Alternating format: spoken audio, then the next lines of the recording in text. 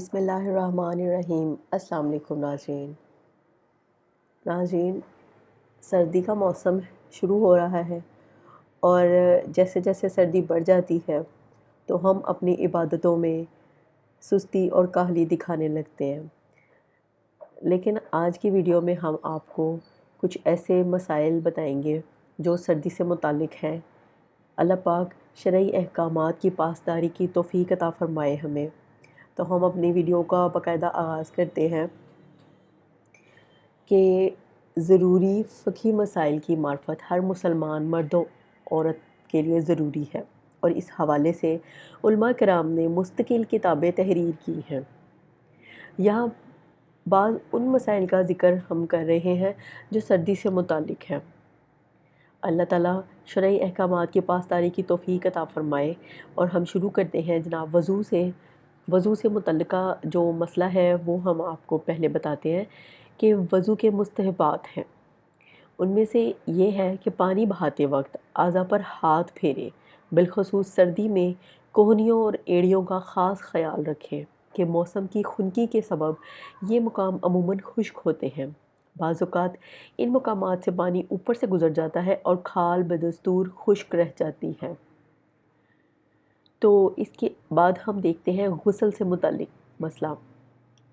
اتنی سردی ہو کہ نہانے سے مر جانے یا بیمار ہونے کا قوی اندیشہ ہو اور لحاف وغیرہ کوئی ایسی چیز اس کے پاس نہیں جسے نہانے کے بعد اوڑھے اور سردی کے ضرر سے بچے، نہ آگ ہے جسے تاپ سکے، تو تیمم جائز ہے۔ اور اس کے بعد ہم دیکھتے ہیں موزوں پر مسح کرنے سے متعلق مسائل۔ حدیث اصغر یعنی وضو نہ ہونے کی صورت میں مرد و عورت موزوں پر مسح کر سکتے ہیں۔ موزہ چمڑے کا ہو یا صرف اس کا تلا چمڑے کا ہو اور باقی کسی اور دبیز اور موٹی چیز کا ہو جس سے پانی پاؤں تک سرایت نہ کرے، جیسے کرنچ وغیرہ۔ موزے پر مسح کرنے کے لیے 7 شرطیں ہیں۔ پہلی کیا ہے کہ وضو کر کے پہنا ہو، یعنی پہننے کے بعد اور حدث سے پہلے ایک ایسا وقت ہو کہ اس وقت میں وہ شخص باوضو ہو، خواہ پورا وضو کر کے پہنا ہو یا صرف پاؤں دھو کر پہنا ہو، اور بعد میں وضو توڑنے والی کسی چیز کے پائے جانے سے پہلے وضو پورا کر لیا ہو۔ دوسری شرط کیا ہوگی کہ موزے ایسے ہوں کہ ٹخنے چھپ جائیں، اگر 1 انگلی کم ہو جب بھی مسح درست ہے، لیکن شرط یہ ہے کہ ایڑی نہ کھلی ہو۔ تیسری شرط یہ ہے کہ موزہ ایسا ہو کہ اس کو پہن کر آسانی کے ساتھ چلنا پھرنا ممکن ہو، بس شیشے، لکڑی یا لوہے کے موزے پر مسح جائز نہیں ہے۔ چوتھی شرط ہم دیکھیں تو کیا ہے کہ کوئی موزہ پاؤں کی چھوٹی انگلی کے برابر پھٹا نہ ہو، یعنی چلنے میں 3 انگلی کے برابر پاؤں ظاہر نہ ہوتا ہو، اور اگر 3 انگلی کے برابر موزہ پھٹا ہو تو اس کے اندر سے پاؤں کی 3 انگلیوں سے کم دکھائی دیتا ہے، اس موزے پر مسح جائز ہے۔ اس کی 5ویں شرط کیا ہے؟ موزہ پاؤں سے چمٹا ہوا ہو، اسے پاؤں کے ساتھ کسی بندش کے ساتھ باندھنے کی ضرورت نہ ہو۔ چھٹی شرط دیکھتے ہیں، موزہ ایسا دبیز اور موٹا ہو کہ پانی اس سے رس کر پاؤں تک نہ پہنچے۔ 7ویں شرط دیکھتے ہیں، ہاتھ کی چھوٹی انگلی کے مطابق 3 انگلیوں کے برابر قدم کا اگلا حصہ باقی ہو۔ اگر کسی کے پاؤں کا یہ حصہ کٹا ہو تو اس کے لیے مسح کرنے کی اجازت ہے۔ مسح کی مدت مقیم کے لیے 1 دن 1 رات ہے اور مسافر کے لیے 3 دن اور 3 راتیں ہیں۔ موزہ پہننے کے بعد پہلی مرتبہ جو حدث ہوا اس وقت سے مسح کا شمار ہے۔ مثلاً صبح کے وقت موزہ پہنا اور ظہر کے وقت پہلی بار حدث ہوا تو مقیم دوسرے دن کی ظہر تک مسح کرے اور مسافر چوتھے دن کی ظہر تک۔ مسح میں فرض ہے کہ ہر موزے کا مسح ہاتھ کی چھوٹی 3 انگلیوں کے برابر ہو اور موزے کی پشت پر ہو۔ مسح میں سنت پوری 3 انگلیوں کے پیٹ سے مسح کرنا ہے اور انہیں پنڈلی تک کھینچ کر لے جانا ہے، اور مسح کرتے وقت انگلیاں کھلی رکھنا ہے۔ ناظرین کرام، 4 چیزیں کیسی ہیں جو مسح کو توڑ دیتی ہیں؟ ایک وہ جن چیزوں سے وضو ٹوٹتا ہے اور ان سے مسح بھی جاتا رہتا ہے۔ دوسرے، موزے اتار دینے سے مسح ٹوٹ جاتا ہے اگرچہ ایک ہی اتارا ہو۔ یوں ہی اگر ایک پاؤں آدھے سے زیادہ موزے سے باہر ہو جائے تو وضو ٹوٹ جائے گا۔ موزہ اتارنے یا پاؤں کا اکثر حصہ باہر ہونے میں پاؤں کا وہ حصہ معتبر ہے جو گھٹنوں سے پنجوں تک ہے، پنڈلی کا اعتبار نہیں۔ ان دونوں صورتوں میں پاؤں کا دھونا فرض ہے۔ تیسرا کیا ہے کہ موزے پہن کر پانی میں چلا کہ ایک پاؤں کا آدھے سے زیادہ حصہ دھل گیا، یا اور کسی طرح سے موزے میں پانی چلا گیا اور آدھے سے زیادہ پاؤں دھل گیا تو مسا جاتا رہا۔ اور چوتھا کیا ہے کہ مدت پوری ہو جانے سے مسا جاتا رہتا ہے، اور اس صورت میں صرف پاؤں دھو لینا کافی ہے، پھر سے پورا وضو کرنے کی حاجت نہیں، اور بہتر یہ ہے کہ پورا وضو کر لے۔ مسا کی مدت پوری ہو گئی اور کبھی اندیشہ ہے کہ موزے اتارنے میں سردی کے سبب پاؤں جاتے رہیں گے تو نہ اتارے اور ٹخنوں تک پورے موزوں کا مسا کرے کہ کچھ رہ نہ جائے۔ ناظرین، اس کے بعد ہم دیکھتے ہیں نماز سے متعلق مسائل۔ سردی کی شدت سے بچنے کے لیے بعض حضرات اپنا منہ چادر یا رومال وغیرہ سے ڈھانپ کر نماز پڑھتے ہیں، حالانکہ دوران نماز منہ ڈھانک لینا مکروہ ہے۔ حدیث میں ہے، رسول اللہ صلی اللہ علیہ وآلہ وسلم نے فرمایا کہ کوئی شخص نماز میں اپنے منہ کو ڈھانپ لے۔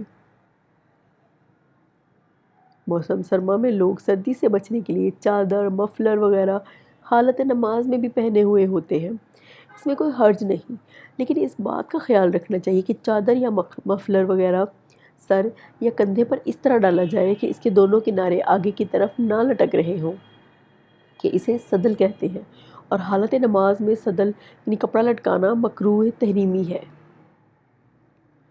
اور اگر ایک کنارہ ایک کندھے پر ڈال دیا اور دوسرا کنارہ دوسرے کندھے پر ڈال دیا جو کمر کی طرف لٹک رہا ہے تو اس میں بھی کوئی حرج نہیں، اور اگر رومال یا چادر وغیرہ کو ایک کندھے پر ڈال لیا اور اس کا کنارہ پیٹھ پر لٹک رہا ہے، دوسرا پیٹھ پر لٹک رہا ہو، جیسا کہ آج کل عموماً رومال رکھنے کا طریقہ ہے، تو ایسا کرنا بھی مکروہ ہے۔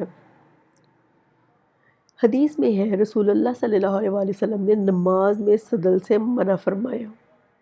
چادر وغیرہ یوں لپیٹ کر نماز پڑھنا کہ ہاتھ بلا تکلف باہر نہ نکالا جا سکے مکروہ ہے۔ حدیث میں ہے کہ تم میں سے کسی کے پاس 2 کپڑے ہوں تو اسے چاہیے کہ دونوں کپڑوں میں نماز پڑھے، اگر ایک ہی کپڑا ہو تو اسے چاہیے اس سے تہبند باندھ لے اور یہودیوں کی طرح کپڑا اپنے جسم پر نہ لپیٹے۔ ناظرین، بعض لوگ اس حوالے سے الجھن میں مبتلا رہتے ہیں کہ سردی میں جو جیکٹ یا صدری پہنی ہوئی ہے اس کی چین یا بٹن کھول کر نماز پڑھنے سے نماز ہو جائے گی یا نہیں۔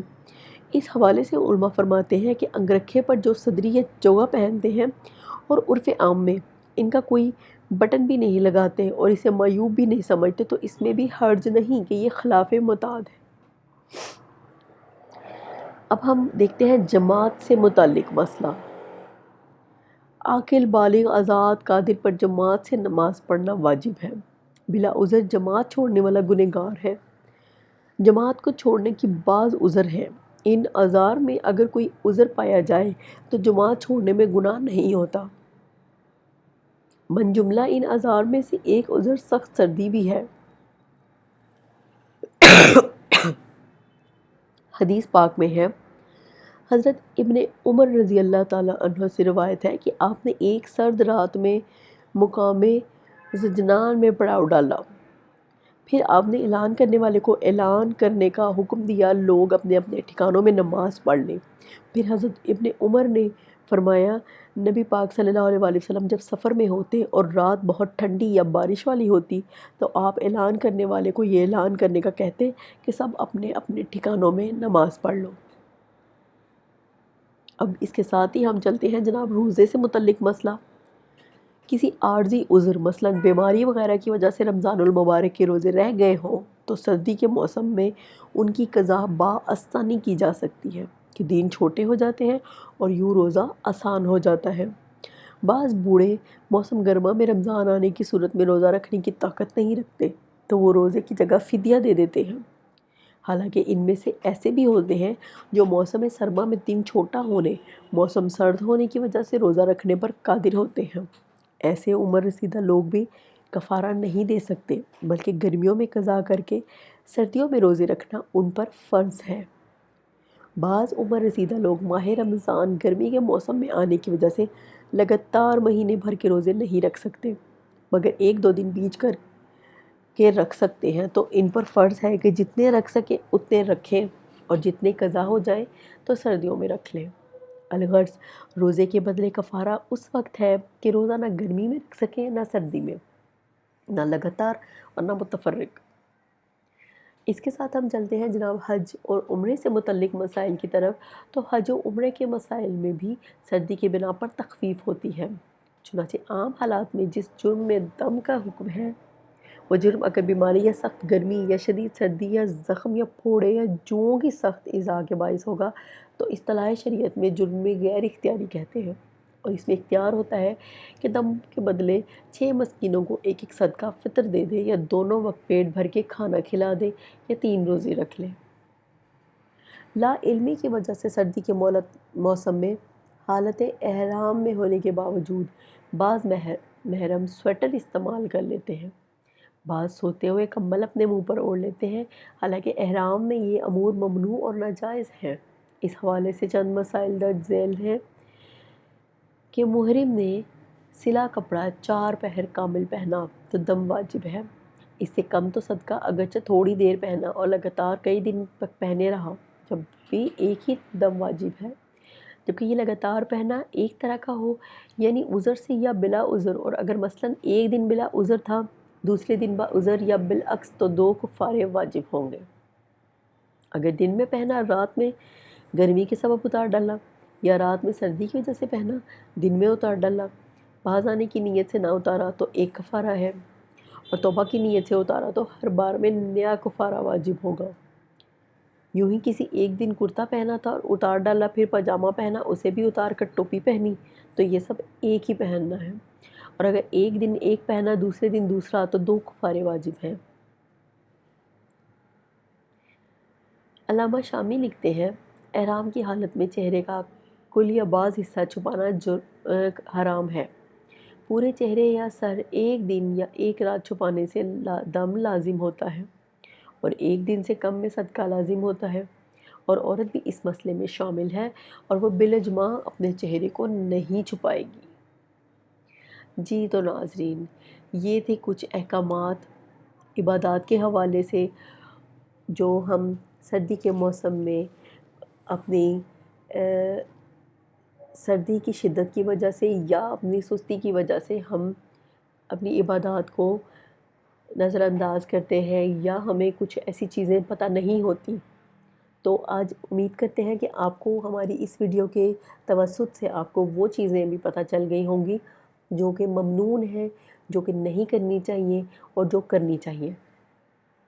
تو ناظرین، اگر آپ کو ہماری ویڈیو اچھی لگتی ہے تو دوسرے لوگوں کے ساتھ اس کو زیادہ سے زیادہ شیئر کیا کریں، تاکہ کچھ بلکہ بہت سارے ایسے معاملات ہوتے ہیں جن کا بہت سارے لوگوں کو نہیں پتہ ہوتا، تو ہماری ویڈیوز کے تھرو وہ بھی ان معاملات سے بہرہ ہو جائیں۔ تو ہمیں اس کے ساتھ ہی اجازت دیجیے۔ ویڈیو اچھی لگے تو اس کو لائک اینڈ شیئر کرنا نہ بھولا کریں۔ اجازت دیجیے، اللہ حافظ۔